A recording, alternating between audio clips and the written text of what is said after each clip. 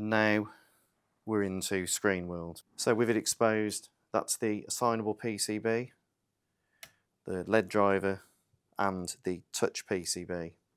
As you can see, it's quite an endeavour to get in, but once you're in, all the PCBs are quite easy to replace.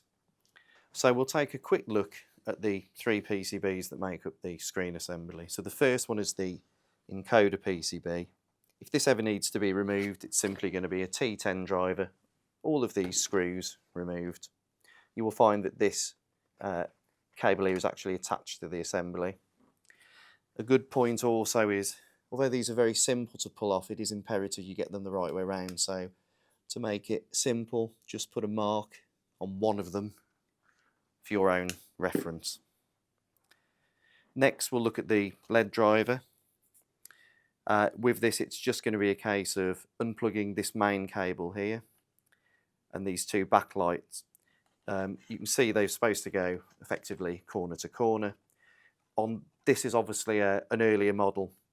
There should be tie wraps actually holding these in, so it is relatively simple to get your cutters in and cut it. You'll obviously have to redress that after for your new cable ties. Then it will simply be a case of 4 screws and that PCB will come off. Again, T10. With the touch screen, this tape will need to be removed. These have like a sort of a letterbox style connector which we simply lift up. In fact, I shall do that now. There we go. Relatively simple. I won't pull them out now, I shall just close them back down. But again, it's a case of just popping this out and you've got 3 screws, and if that touch PCB ever needs to be replaced. Okay, so we're going to have a look at removing the screen assembly now.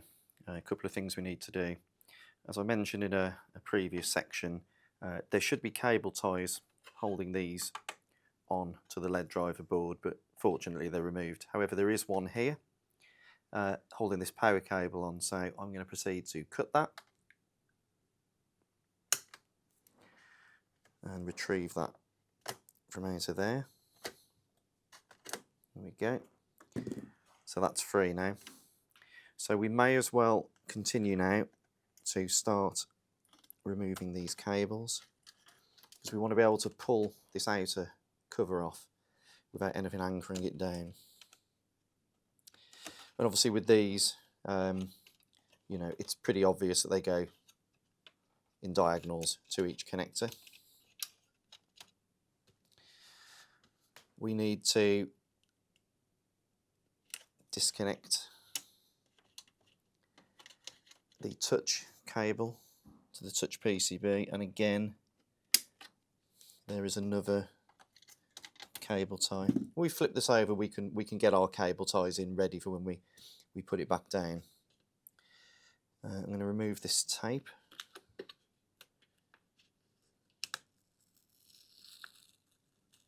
Gently. It's quite difficult to do. Just want to. That's just a normal piece of masking tape. It might be different on the full production modules. And we're going to lift these up. These basically lift up like a letterbox. And then that cable comes out. We'll just drop that under there to protect it.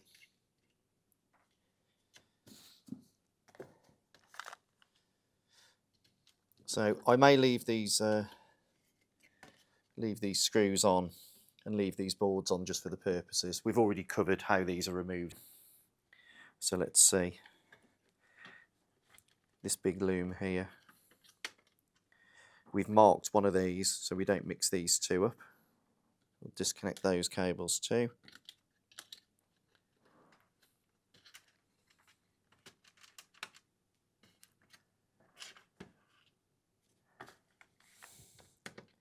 T10, we're going to take all these outer silver screws off. It's the only place these are used inside here.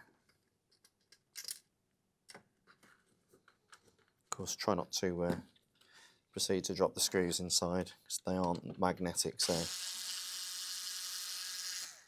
best to pinch the screws with your fingers as you're taking them out. Put them somewhere safe.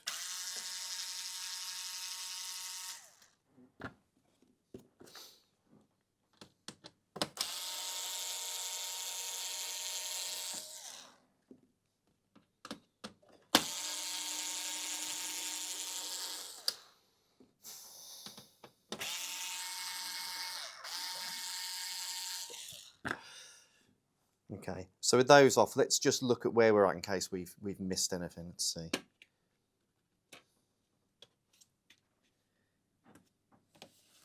There we go.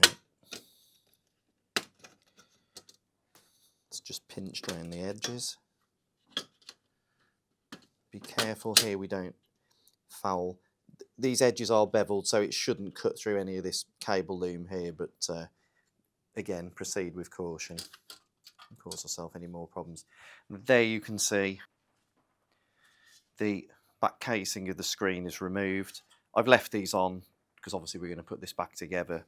That is now removed. And then we're going to proceed to actually remove the touchscreen assembly itself. Now we've got the screen exposed. The screen is fitted from the outside and it's held in and pinched by these screws here. So first thing we're going to do is remove this cable. Just get this tape off the LVDS. It's just normal masking tape. It might be different on yours. And then we're going to pinch either side of that, and that connector will gently come out. Don't pull it, don't yank it. Try not to pull the cables because these are very delicate. So that's the LVDS assembly and all the other cables out of the way. These will remain with the screen because they're for the backlight and they obviously need power. Check there's nothing else. So it's just the screws now, and it's these black countersunk screws.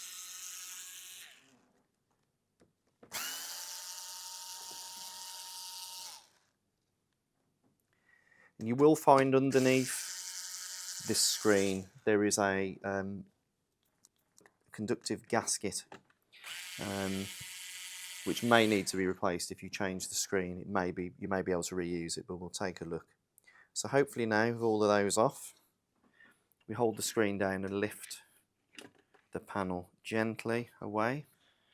So as you can see, that is the screen frame and its cable loom and encoder PCB removed. Put that somewhere safe. And this here is a black frame that goes around and protects the screen. It's beveled and it'll only fit in one way.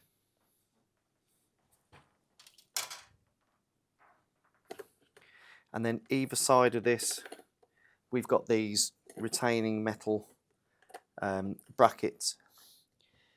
And to remove those, we're going to have to take these screws out either end. So these screws are actually smaller, they're a T8. So we're going to fit that on. I'm going to suggest we do these by hand. You don't want to be using an electric driver in and out of this and cause damaging the screen should we slip. Take these screws off.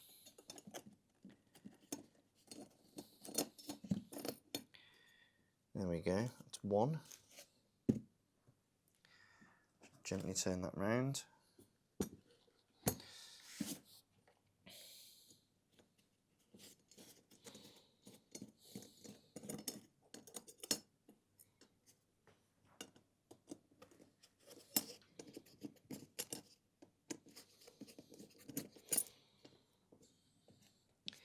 And that off there. And that is your screen assembly completely removed from the console.